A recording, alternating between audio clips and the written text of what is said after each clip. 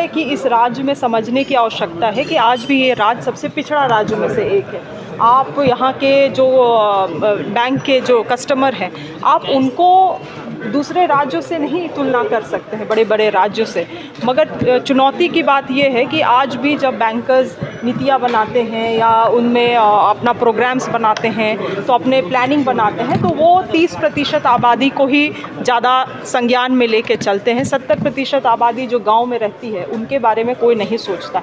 और यही कारण है कि आज आप देखेंगे कि हमारी सरकार ने इतना बड़ा निर्णायक फैसला लिया केसीसी लोन माफ़ी का, मगर आज भी आप देखेंगे तो किसानों को इसके बारे में, ग्रामीणों को जानकारी नहीं है कि लोन सेंट्रलाइज्ड रूप से माफ़ी होता है, ब्रांच में जाने का भी आवश्यकता नहीं है। मगर तब भी ग्रामीण बैंक खटखटाते हैं, वहाँ जाके मैनेजर को बोलते हैं कि मेरा लोन माफ़ी कर दो। उनको ऐसा लगता है कि शायद बैंक का मैनेजर कोई बटन दबाएगा और उसका लोन माफ़ी हो जाएगा।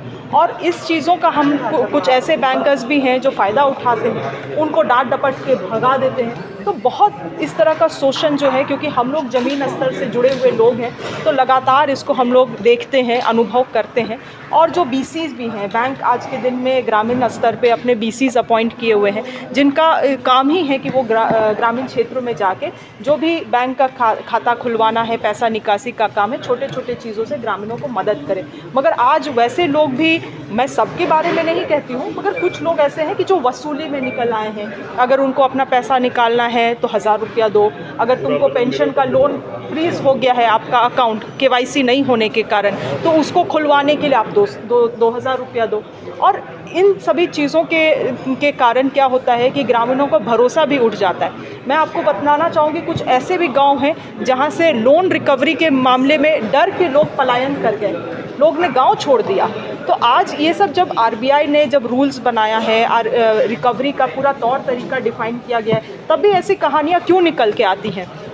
मेरा साफ निर्देश बैंकर्स को रहा है और इस एसएलबीसी में बैठक में रहा है कि बहुत सारे बड़े बड़े चीज़ों तो हम लोग यहाँ चर्चा करते हैं, मगर अमल करने के लिए हमें समझने की आवश्यकता है कि कैसे समुदाय के साथ हम काम कर रहे हैं, कैसे जनसंख्या के साथ हम काम कर रहे हैं। आप देखेंगे हर एक एसएलबीसी बैठक में ये बात निकल के आती है कि सीएनटी एसपीटी कानून के कारण लैंड मॉर्गेज नहीं हो पाता है। तो इतने सारे दिमाग है, कुछ तो कम से कम एक ड्राफ्ट तो तैयार करें कि आज कैसे सीएनटी एसपीटी कानून के अंतर्गत आने वाले ज़मीनों को भी लोन दिया जा सकता है। अरे कुछ कोशिश तो करें हम लोग। आज अगर मैं भी लोन लेना चाहूँ तो मैं बता रही हूँ, मैं भी इस स्थिति में हूँ कि मुझे कोई बैंक लोन नहीं देगा, मगर इसके लिए कुछ ना कुछ समाधान तो निकाला जा सकता है। केवल हर एक बैठक में परेशानियों को रखना मगर उसका सल्यूशन दूर दूर तक नहीं आना, ये दिखाता है कि ऐसी चीज़ें कभी कभी कहीं औपचारिकता ना बन के रह जाए। इसीलिए कुछ कड़े लफ्ज़ों में भी मैंने चीज़ों को कहा है, मगर अपनी जो जनता है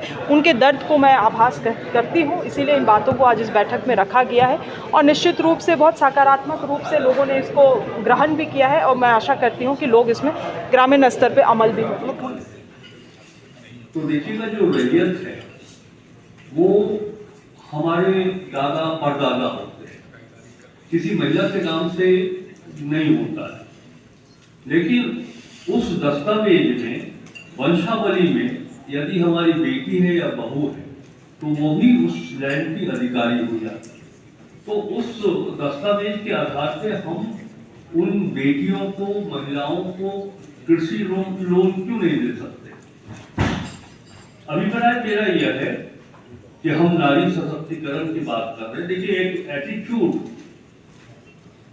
पुरुष जब लोन लेते हैं तो कई कारणों से उसका उपयोग दूसरे क्षेत्रों में कर लेते हैं। यही कारण है कि आपको लोन रीपे नहीं हो पाता है। लेकिन जब आप महिलाओं को ऋण उपलब्ध कराएंगे तो महिलाएं वो उस उद्देश्य से ऋण नहीं लेंगी, वो उसी उद्देश्य से ऋण लेगी जिसके लिए वो प्राप्त कर रहे हैं।